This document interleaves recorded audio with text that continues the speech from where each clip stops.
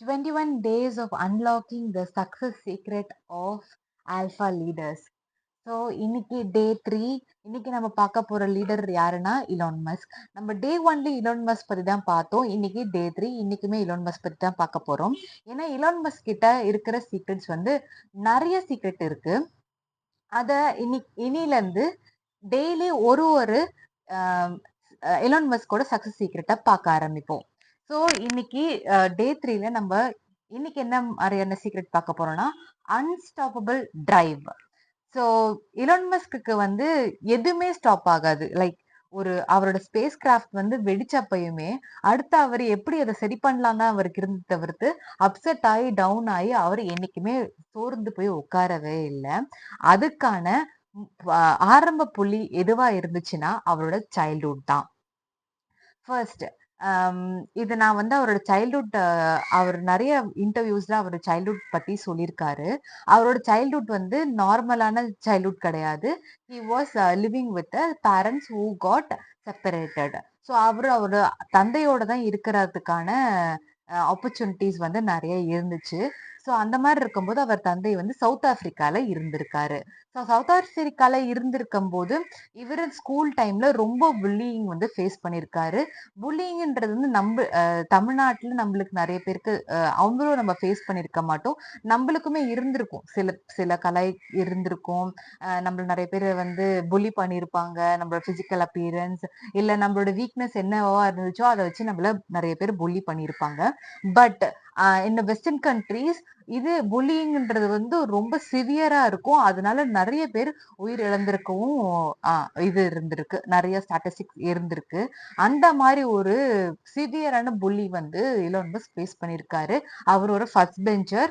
யூஸ்வலாவே first பெஞ்சர்ஸ்க்கு வர ஒரு type of புல்லிங்கை விட இது சிவியரான புல்லிங்கா இருந்துச்சு.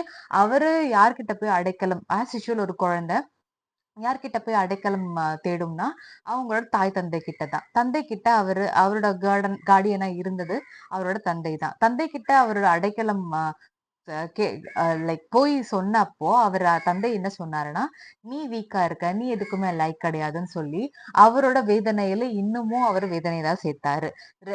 அவரு நெக்ஸ்ட் ஸ்டெப்பா என்ன பண்ணாரு, 2வது படிக்கட்டா அவர் என்ன தேடினாருன்னா புத்தகத்தின் பின் ஒளியறது. லைக் இப்போ வந்து ஏதாச்சும் ஒரு சப்போர்ட் நம்மளுக்கு தேவைப்படும் இல்லையா? எல்லா மனிதர்களுமே ஒரு ஒரு சப்போர்ட் தேவைப்படும் இல்லையா? அப்ப அவருக்கு மனிதர்கள் மூலியமா கிடைக்காத சப்போர்ட் வந்து அவருக்கு புத்தகத்தின் வழியா அவருக்கு அந்த சப்போர்ட் கிடைச்சிச்சு.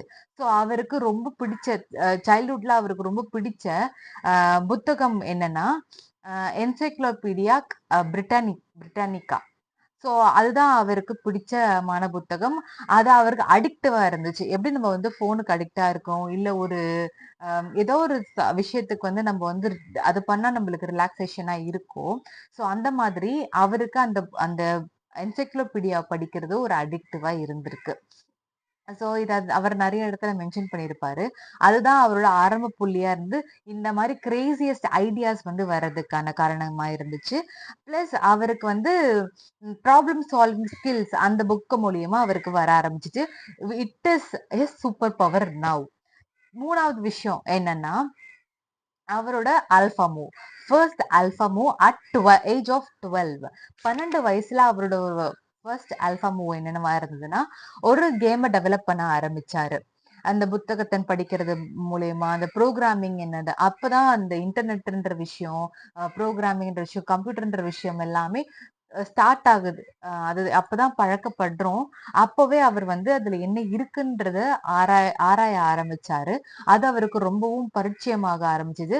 அவரு ஃபர்ஸ்ட் ஒரு கேம் டெவலப் பண்ணாரு. அந்த கேமோட பேரு பிளாஸ்டர். அந்த கேம அவரு அந்த 12 வயசுலயே $500 வந்து சேல் பண்ணாரு. அதுதான் அவரோட ஃபர்ஸ்ட் ஆல்பா மூவ். ஒரு கேமை வந்து தயாரிச்ச தான் மட்டும் ப்ளே பண்ணி மத்தவங்களுக்கு அதை ஷேர் பண்றது மட்டும் இல்லாம அதை செல்லிங் பாயிண்டா ஆக்கணும், அது ஒரு பிசினஸ் பாயிண்டா ஆக்கணும்ன்றது அவரோட ஃபர்ஸ்ட் பிசினஸ் மைண்டா இருந்துச்சு. ஸோ இதுல நம்ம தெரிஞ்சுக்க வேண்டிய சைக்காலஜிக்கல் சீக்ரெட் என்னன்னா, the challenges you're facing today are the fuel for successful tomorrow.